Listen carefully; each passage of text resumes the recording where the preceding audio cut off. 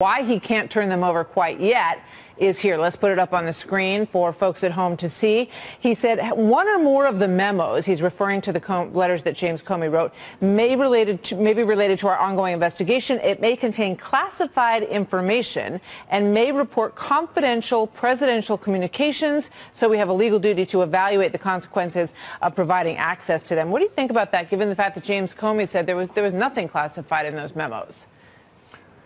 I wish he had shared that advice with Jim Comey before he went on national television and recalled every conversation he's ever had with President Trump. So I don't want the drama. I want the documents. I've actually read them, Martha. I read them months ago, which is why I think it's really important that you get to see them and your viewers get to see them. Look, Comey's talking about them. He included it in his Senate testimony. He's talking a lot about them. Well, everyone should know what exactly he memorialized after his conversations with the president. And as you say, you're one of the few people who has actually read these memos. So is there anything classified in there? Is there anything top secret in there? I can think of two sentences in all the memos I read that would be appropriately redacted. But having said that, DOJ can redact whatever they want that they think is part of an ongoing probe or somehow is classified. What I'm most interested in, which is what Comey's talking about, there's no need for that to be classified. So Comey gets to talk about it, but no one else does. And that's just not fair to your viewers, and it's not fair to the president, frankly. All right. So when you take a look at some of what he has been saying with regard to all of this. He's right. You can't lie. But that would come as really interesting legal counsel to all the people who have been hauled in front of grand juries that the FBI really prefers to do it another way. I'm sure they'd all prefer a more flexible venue that Hillary Clinton got. Well, I'll tell you what they'd like. They'd love to have Cheryl Mills and all the other potential fact witnesses sitting in there while you're being interviewed. I have never heard of that before. So what he means by flexibility, I think the right word is unprecedented. It's never been done before. Yeah, I mean, I would love for him to be pressed on that question of what exactly he means by flexibility and why it would get the FBI to their ends of determining whether or not there was any wrongdoing done in that case. I want to draw your attention to something else that came out on Friday in the Inspector General's report with regard to Andrew McCabe. And it goes to the question of whether or not James Comey is in any sort of trouble for leaking to his reporter friend, which he mentioned in the introduction here. And here is what it says in the IG report with regard to Andrew McCabe. It says McCabe argues that Comey, quote, would have every incentive to distance himself from this disclosure. It goes on to say, due to McCabe's belief that the OIG, the Inspector General, is reviewing Comey's disclosure of other information to the media. So Andrew McCabe apparently is under the impression that Comey is part of the Inspector General's investigation. I wouldn't be surprised if he were. I mean, Michael Horowitz is looking at all of what happened in 2016, and there were lots of leaks. I mean, Comey gave one of his memos to a law professor. So I think Horowitz is looking at everything in 2016, and anyone at the Bureau who made an unauthorized leak should take note of what happened to Andy McCabe. So is that potentially perilous for James Comey, who, as you point out, is telling his story? I think he's got 11 interviews coming up in the next 10 or 12 days. I think what's most perilous for Jim Comey, quite frankly, Martha, is he's written a book about morality and ethics and truth, and he's engaged in more relativism, I think, than any book author I have seen in a long time. Now, keep in mind, he says President Trump lied. He's therefore unfit for office. But he's really proud of the fact that his wife and daughter supported the other candidate who also has trouble with the truth. And then when it comes to Andy McCabe, he's a victim. So all three engage in the same conduct. One's unfit to be president, one he hopes is the president, and the other is his friend and a victim. That's relativism, so that is antithetical to ethics. And he makes it very clear from the get-go that all of his decisions were made with the assumption that Hillary would win. that he framed his decisions in that pattern, which I can't understand why that was relevant to any of the work that he would have been doing. And it begs the question, how would he have done things differently if he thought the other outcome of President Trump was going to be the case, none of which should have any bearing on what he's doing. I want to ask you about the memo that Mark Meadows has sent to you, asking to clarify whether or not some of the newer revelations in these struck page text messages point to greater coordination than has been admitted between the FBI and the DOJ on what they were going to find with regard to Hillary Clinton. Yeah, Mark's done great work, and so has Johnny Ratcliffe and others. I've read Mark's letter. He shared it with me before it went public, which I appreciate him doing. I'm going to send it to the Inspector General. I'm going to send it to the Department and the FBI. To the extent that there's an allegation that false testimony was given, Congress is not the entity to investigate that. I think it fits most neatly within what Horowitz is doing now, which is looking at how unprecedented this investigation was in 2016. Congressman Trey Gowdy, thank you very much. Always good to see you, sir. Have a good night. Yes, ma'am. Let's get reaction tonight from House Oversight Committee Chairman Trey Gowdy, instrumental in getting those Comey memos released. He joins us live this evening from Greenville, South Carolina. Mr. Chairman, thanks for being here.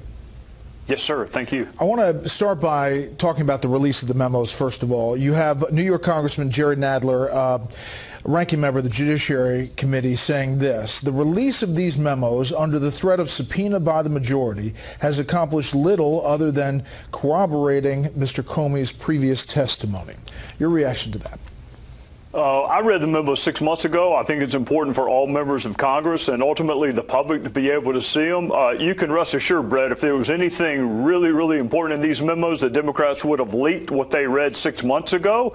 I do think it's important that President Trump said, if any of my associates were involved in this collusion, I want to know it. I think it's really important that the Russia cloud the Democrats keep talking about was the salacious allegation of sexual misconduct. It was not the interference. And I think we've all learned a little bit more about Jim Comey as he goes on his morality tour over the next couple of weeks. Do you think he broke the law by leaking those memos? Have no way of knowing, and unlike Jim Comey, I don't compare people to mob bosses. I don't say they're unfit for office. I don't say they ought to be impeached. I trust Michael Horowitz. I think Michael Horowitz has done a fantastic job so far. That's the Inspector General. Let's let him figure out which memos were given to the law professor and whether or not they can contain any classified information. But if they did, he would have broken the law. Not by the standard he set in the summer of 2016. God knows how hard it would be to win that case. Remember, he ignored the statute that said grossly negligent. He now has a requirement. It has to be intentional, and you have to do it to harm the United States. So under the standard he set in the summer of 2016 with Secretary Clinton, I don't think Jesus could win that case.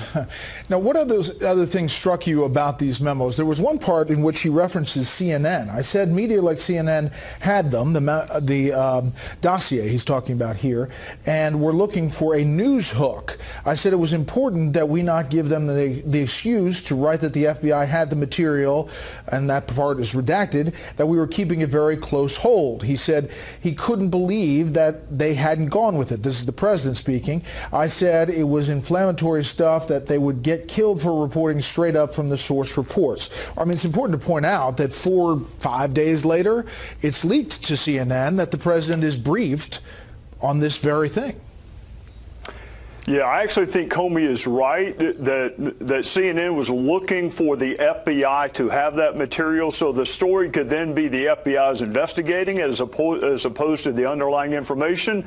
But what we've learned through this investigation is there were lots of people at DOJ and the FBI that were talking to the media, having unauthorized conversations, and we still want to know whether Brennan or Clapper, both of whom knew about this, one of whom was at the meeting, if not both, whether or not they could have been the source for CNN.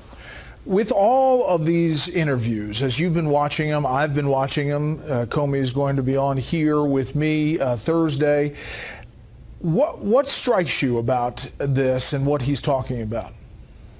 Just the double standard, Brett. You know, when he was upset with President Trump, he leaked memos to spur special counsel. When he was upset with Loretta Lynch, nobody knew a word about it. Nobody knew that he didn't have confidence in Loretta Lynch. We just knew that he appropriated a decision away from himself. When President Trump asked, you know, go easy on Mike Flynn, he's a good guy, all of a sudden that's an impeachable offense. When Barack Obama prejudges the outcome of the Hillary Clinton investigation or the IRS targeting scandal, somehow or another that's okay. So the duplicity, the relativism, you know, Jim Comey said, I don't do sneaky things except memorialize private conversations. I don't leak except when I do leak, and I don't do weasel things. I think this whole book tour is a pretty weaselly thing, quite frankly. You wanted him back up on Capitol Hill to answer questions. What would you ask him? Well, I want Horowitz's report to come out first because I have a lot of confidence in Horowitz, and I want to know. I want to know a lot of things, but I really want to know in 2016 why they handled Secretary Clinton's investigation in such an unprecedented way. And if he didn't make his mind up before July, why in the world were they drafting an exoneration memo press release in May? So there are lots of questions that I have for him, but I want Horowitz and Mueller to conclude their probes first. I think people are going to have confidence in the Mueller and Horowitz probes as opposed to Congress sometimes, but I would like to ask him more questions under oath. Do you have any sense of when those are going to wrap up, either the IG or Mueller? I would look for Inspector General Horowitz to conclude sometime in May. I don't know that. He hasn't told me, and he would not tell me. But I think the natural rhythm is sometime in May with the McCabe part already coming out. With Mueller, I have no idea. I'm not supposed to know. And if anyone does know, shame on the Mueller team for leaking it. And I don't think they did. Finally, I want to get your reaction to this DNC lawsuit that is moving forward as of today. There are even some Democrats saying that it's not the right move, but you've been looking at this stuff. There are a lot of investigations. What do you think of this move by the DNC? It's thin. It's thin as a wafer. I mean, the better suit is Bernie Sanders suing the DNC for conspiring to give her the nomination. That would be a very interesting lawsuit. But there is no evidence of collusion. I know Adam Schiff wants there to be. I know how desperately he wants there to be. But there's just no evidence of collusion. So if they want to sue Russia, that's fine. I actually would prefer the indictments that Mueller has against them as opposed to a civil suit. If they're upset with WikiLeaks, so am I. Julian Assange, so am I. But there's no evidence of collusion. So this is either a fundraising ploy or it's an effort to get people in civil court where you can depose them so they can learn what Mueller's learning and then they can use it for political purposes. Last thing, were you surprised that Rod Rosenstein told the president that he was not a target of the Cohen part of the investigation?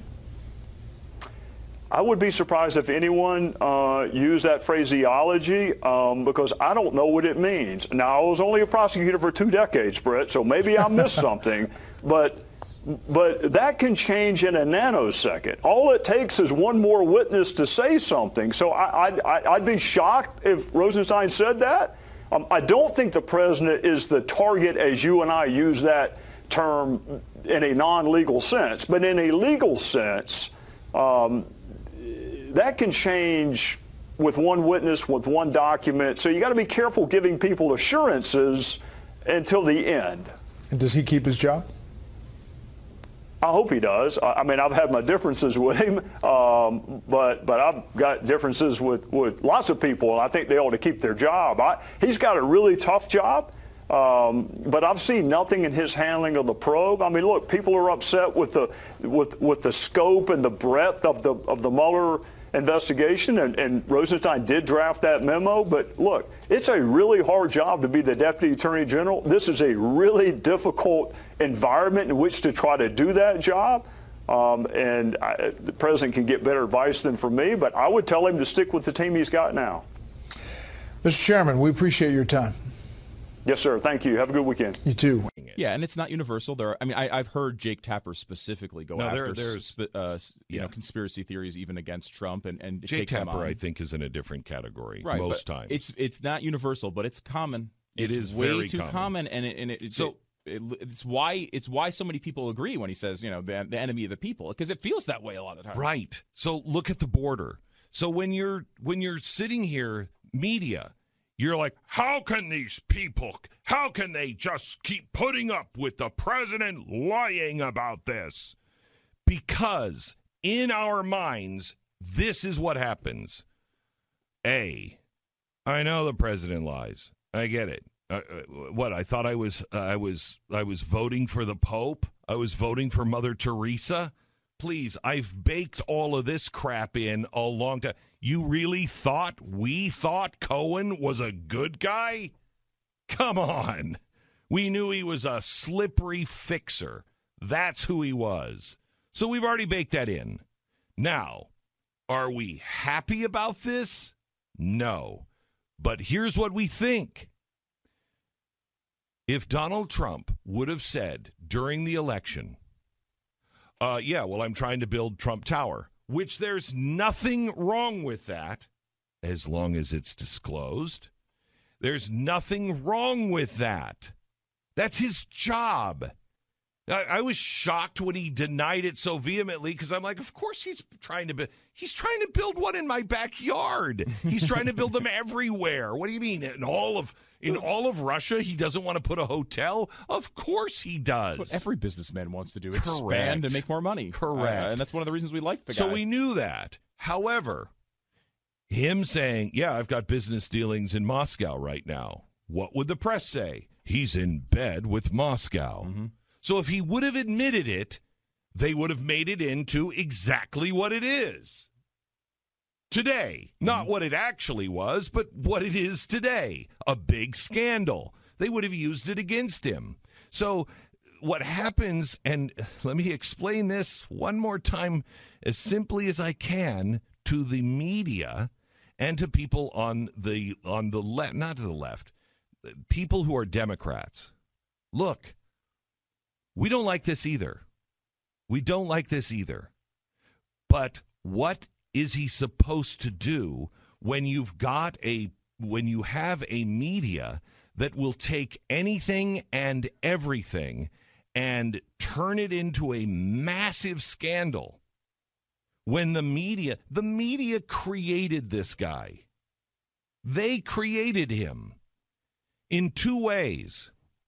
Donald Trump, if we trusted the news during the Obama administration, if they were actually telling us what was really going on and did investigations when the government was out of control and when Obama was clearly lying about things like Obamacare, that was a third of our economy.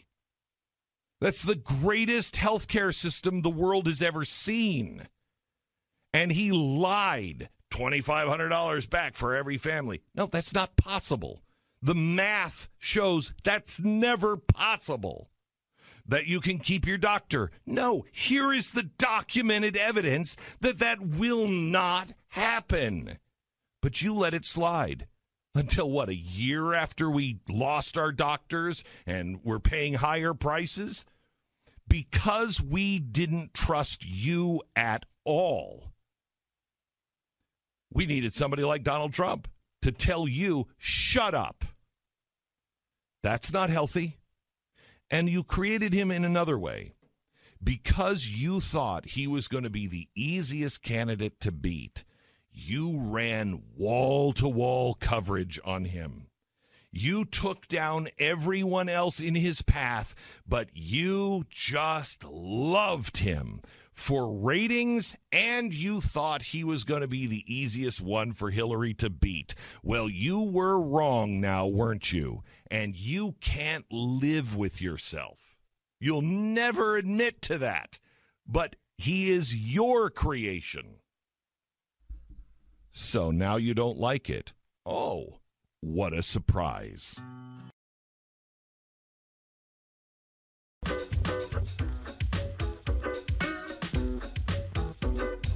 Glenn Beck.